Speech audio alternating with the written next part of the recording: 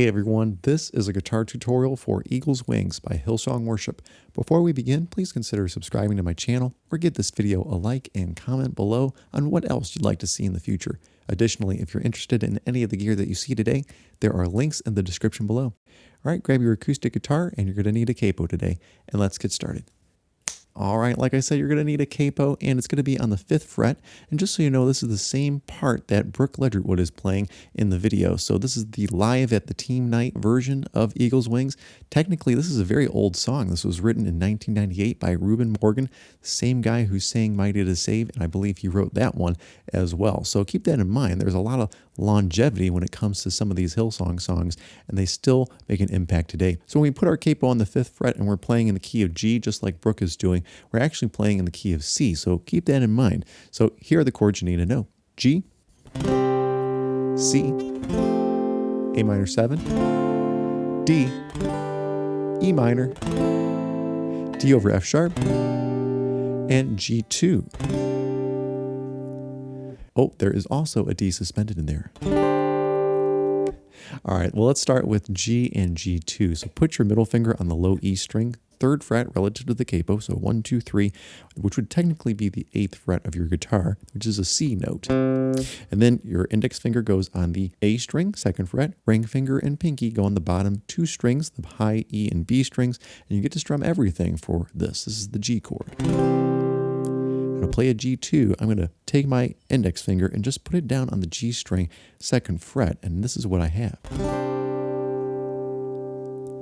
Just a different sound, pretty cool. And that's actually a tip that if you're a keyboardist out there and you want to jazz up your chords, put that 2nd in there when you're playing instead of a 1, 3, 5. So if you know what I'm talking about, it's okay. And if you don't, that's okay too. Let's go to the D, because there's 2 versions of D. Put your index finger on the G string, 2nd fret, middle finger on the high E, 2nd fret also, ring finger, B string, 3rd fret, and you get to strum almost everything except the bottom 2 strings. So this is the D chord. Now put your pinky down on the high E, 3rd fret, and you have D suspended. Pretty easy, just moving that 1 finger. Next up, we'll do 2 2-finger chords. Let's start with A minor 7. Put your index finger on the B string, 1st fret, middle finger goes on the D string, 2nd fret, and you get to strum everything except the low E. A minor 7. To play E minor, put your middle finger on the A string, 2nd fret, and ring finger, D string, 2nd fret also. Kind of like a Spider-Man motion there. And here's E minor. You get to strum everything. I forgot 2 more. There's C and D over F sharp. So let's start with C. Go back to that G shape I taught you just a moment ago, and you just have to bump down the top 2 fingers. So instead of putting your middle finger and index finger on the E and A strings, now they're going to be on the A and D strings, respectively. Don't strum the low E for this. This is the C chord. And technically, that's a C2. All right, and last but not least, D over F sharp. Index finger, low E, 2nd fret.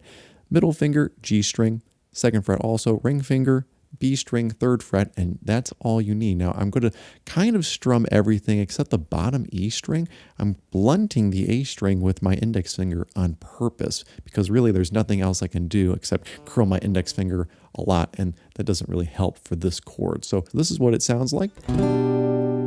D over F sharp. All right, so those are all the chords you need to know. Now, don't worry. I'm going to put chord diagrams on screen as we go along with those letter names, and I'll say them as we go along as well. So hopefully that'll help you out, and we'll go over some strumming patterns after the playthrough. All right, here we go.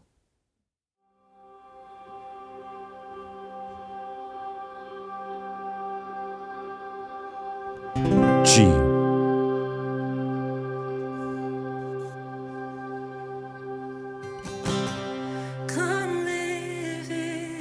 C, A minor 7, D, G, C, A minor 7, D suspended, D, G, G2, A minor 7, D,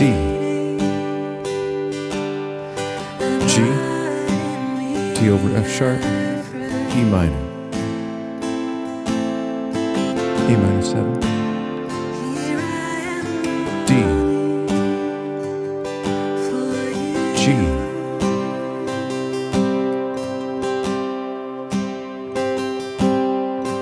A minor 7,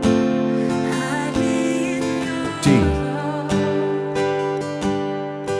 G, D over F sharp, E minor, A minor 7, D, G, G2,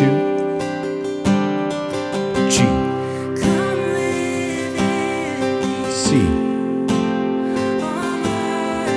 A minor 7,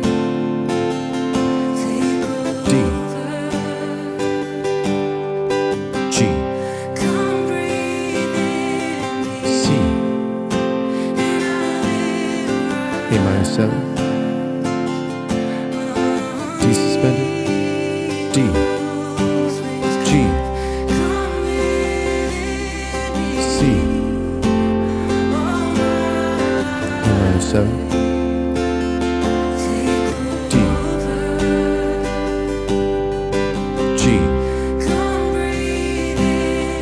C, A minor 7, D suspended, D, G,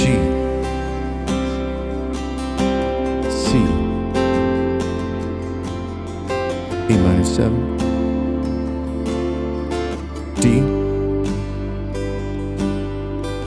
G.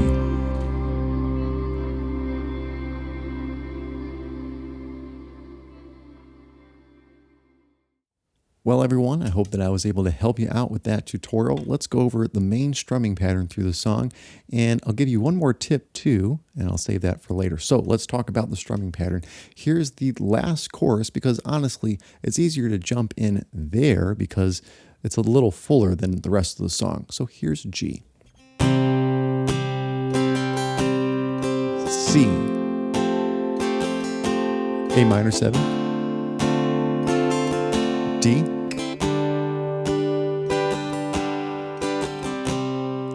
so the strumming pattern starts off with 2 down strums, down, down, da, da, da, da. And the second half is da, da, da, da, which would actually be up, down, up, down. So down, down, up, down, up, down.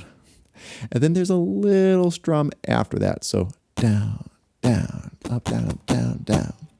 Or you could do down, down, up, down, up, down, down, down, up, down, up, which would be somewhat of an offbeat, of course, but that's up to you. And I know that sounds really odd because a lot of people like to match the recording perfectly, but this is worship, so do what's going to feel best for your band and for your congregation. And I know you could take that and run with it and go crazy, but you also want to be respectful of the recording as well. So try to get it as close as you can, but have the liberty to change it up and make it your own.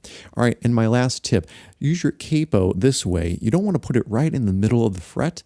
You want to put it closer to that fret that it's on. So for example, we're on the 5th fret and you see I'm almost touching that metal there, but I'm leaving maybe a 1/16 of an inch away. So I'm not putting my capo like that in the middle. That would actually make the strings sound blunty for certain chords. So I'm going to put that as close to the metal as possible, and that'll have a clear sound. So hopefully that tutorial helps you out, guys. And if it did, don't forget to subscribe to my channel, hit that like button, comment below on what else you'd like to see in the future. And thanks so much. Have a great week. God bless.